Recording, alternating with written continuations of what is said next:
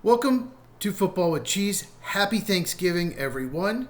Make sure you stay to the end of the video where I'll go over what I'm thankful for during this football season. But first, make sure you subscribe and hit the bell for notification so you not miss one of my videos. This is my instant reaction to the Green Bay Packer victory 31-24 over the Detroit Lions. And as you can see by the title, I'm going to talk a lot about Micah Parsons. First off, I just want to say Jared Goff must hate Jerry Jones because Micah Parsons has absolutely destroyed the Detroit Lions and Jared Goff in the two games they played this year. So, Jerry Jones, do not expect a Christmas card from Jared Goff. Packers sweep the Lions, as they should. They used to do it all the time. Lions fans might disagree. I'll talk about them a little more toward the end of the video. But Micah Parsons, to me, is the best defensive player in the NFL. Now, it's really close between him and Myles Garrett. I get it. If you think Myles Garrett is better, I have no problem with that. Here is why I think Parsons is slightly better.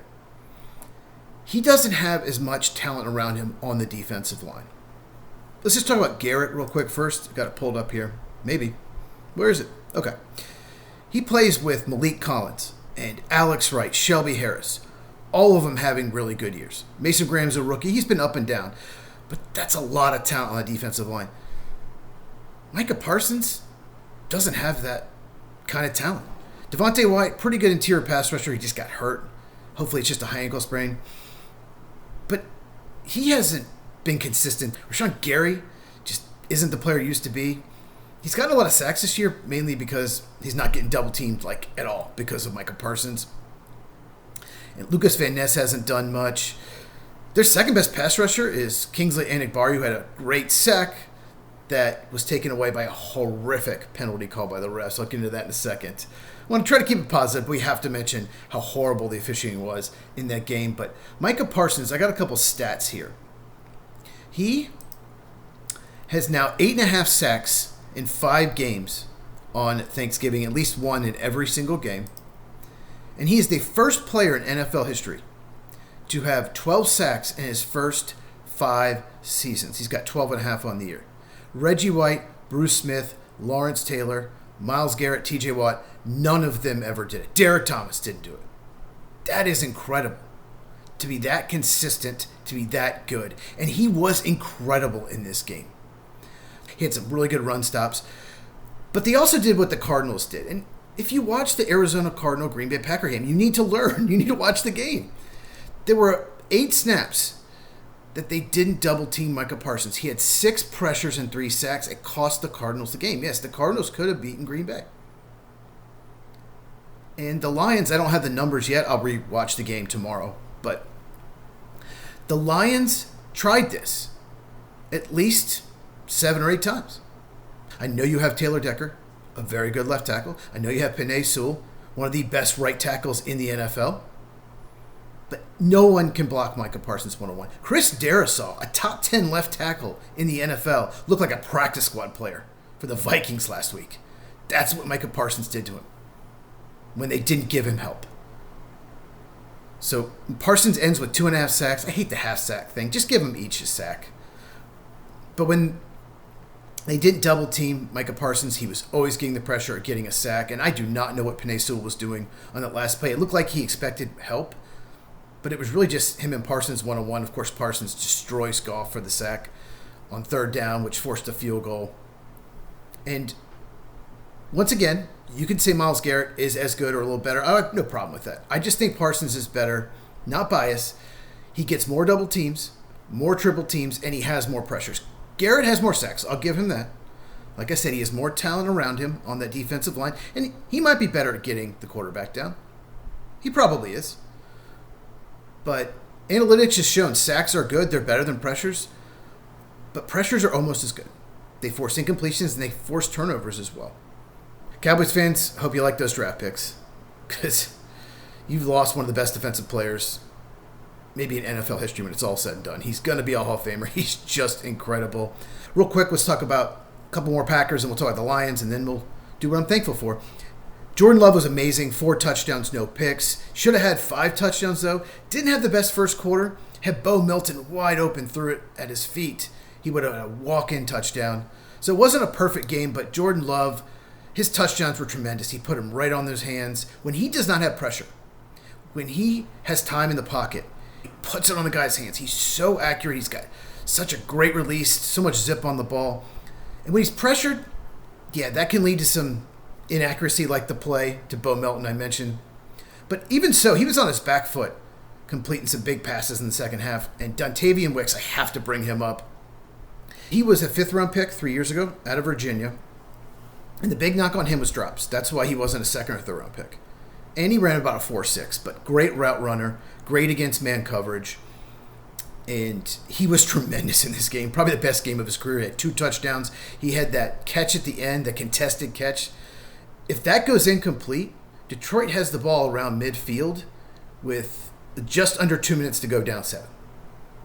And they moved the ball no problem after the first quarter. Tremendous play by Dontayvion Wicks. He's cleaned up the drop issue.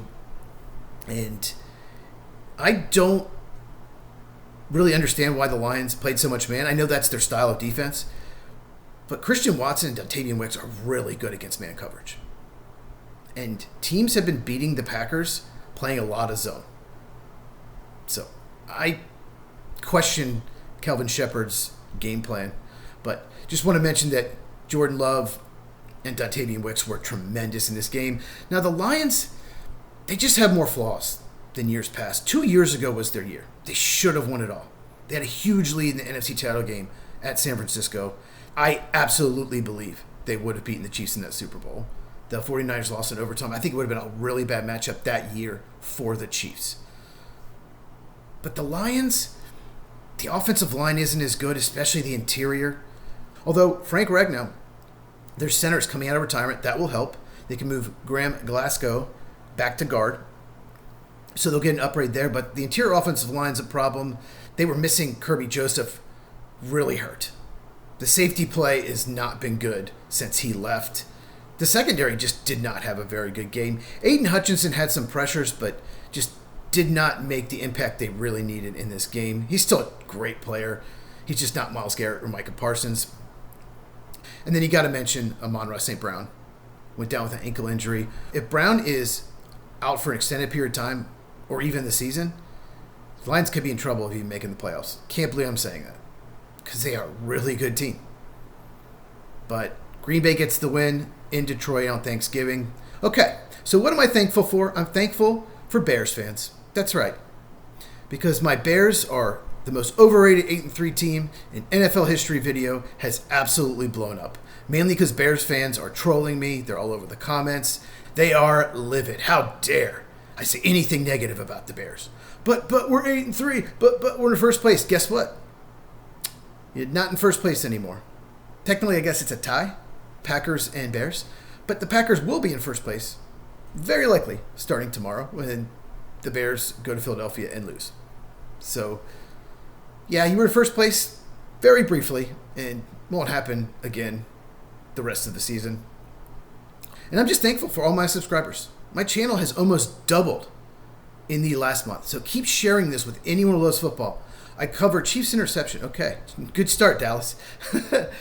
Share this with anyone who loves NFL, college football, and big focus on NFL draft. I cover all 32 teams in the NFL. This is not just a Packer channel. I cover everyone. So make sure you share this. And I'm thankful that the Packers won, because the refs were horrific. Brian Branch is doing illegal contact the whole game. Then there's a play where Christian Watson's arm is being grabbed, not called, and then Keyshawn Nixon and the receiver kind of bump into each other. Oh, illegal contact right after a Packers sack on 3rd down. Just a horribly officiated game. That could have changed the entire game. It made it harder for the Packers to win. They still did.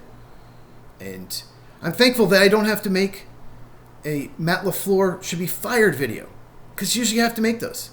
But I haven't done one in 3 weeks. What's going on? Well, when they lose again, I'll probably make one. Yeah. Anyway, love you all. And anything crazy happens in the Chiefs-Cowboys game, the game tonight, any of the college games on Friday or Saturday, or Bears Eagles. I might do an instant reaction to that. Mike and I are doing an instant reaction to Ohio State Michigan, so make sure you check that out. If you have not seen this Bears video, it's great. Check it out, and I'll see you in the next one.